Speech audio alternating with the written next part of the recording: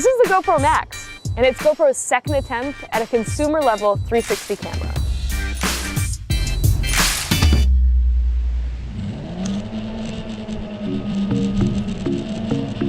Last year, Insta360 came out with the 1X, and it totally revolutionized the idea of what a 360 camera could be used for. First off, footage shot with the 1X was stitched in camera, and then you were able to edit it right on your phone and upload to social platforms almost instantly. Secondly, they marketed it not as a 360-degree camera, but instead a camera that could shoot 360 degrees of possible angles. Now, fast forward a year and we have the GoPro Max, which is a successor to the GoPro Fusion that came out in 2017. That was filled with all of the headaches of 360s past. It required 2 memory cards, you had to stitch the footage on a desktop, but they overhauled all of that with the Max. And they in turn made a really accessible 360 camera, which makes me believe I might continue to actually use this thing. We ride, we ride, we ride, we ride, we ride. This is the widest angle GoPro's made.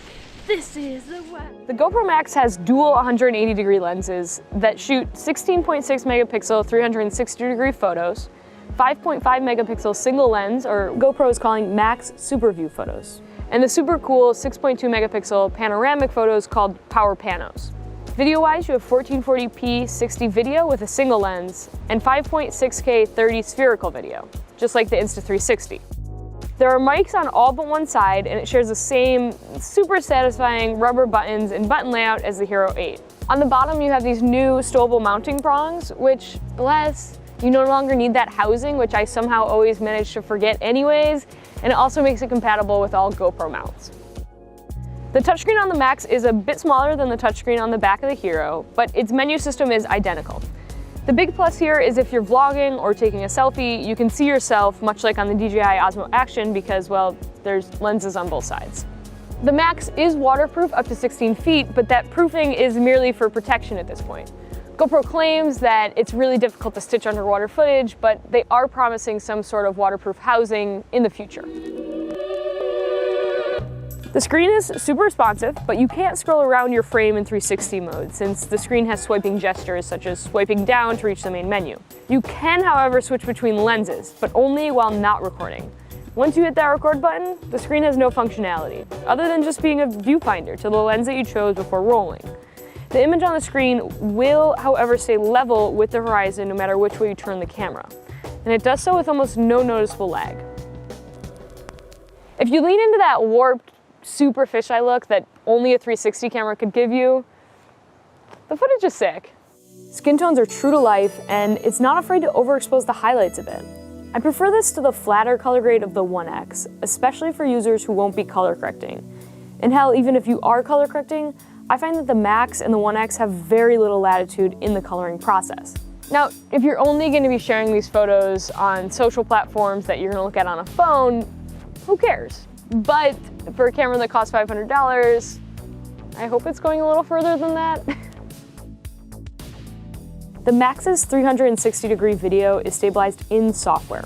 It bobs up and down as you'd expect when walking, and it can be really jittery, especially at night.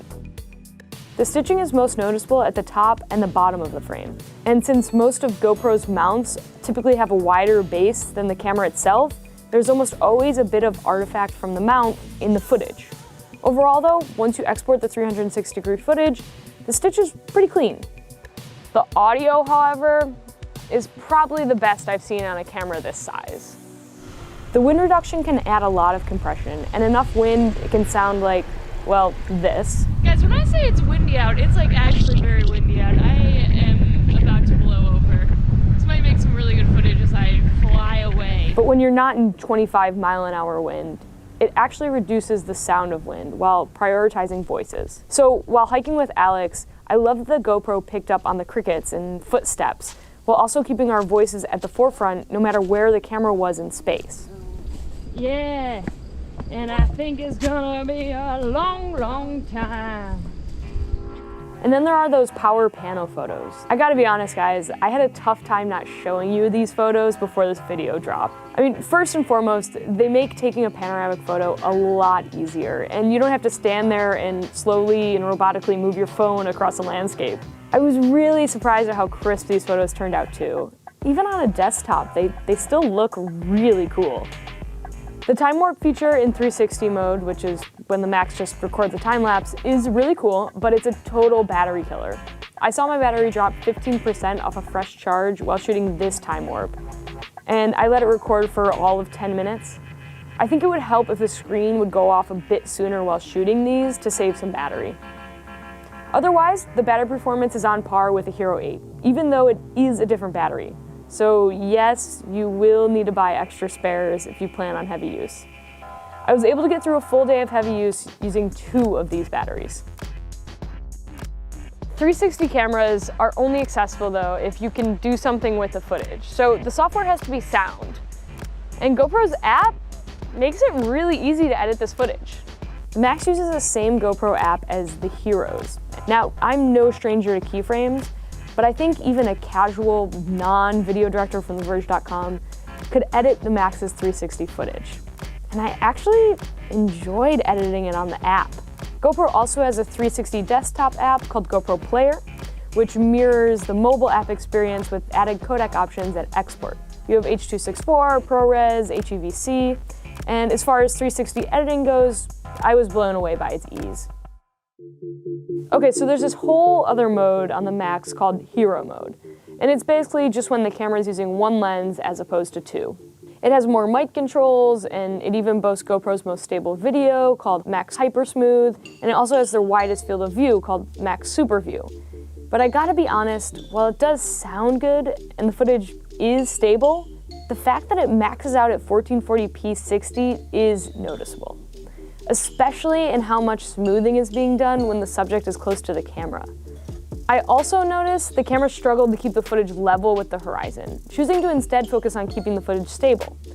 So when climbing down this trail, which to be fair is a slanted surface, the horizon kept tilting further and further from level to almost a dizzying point.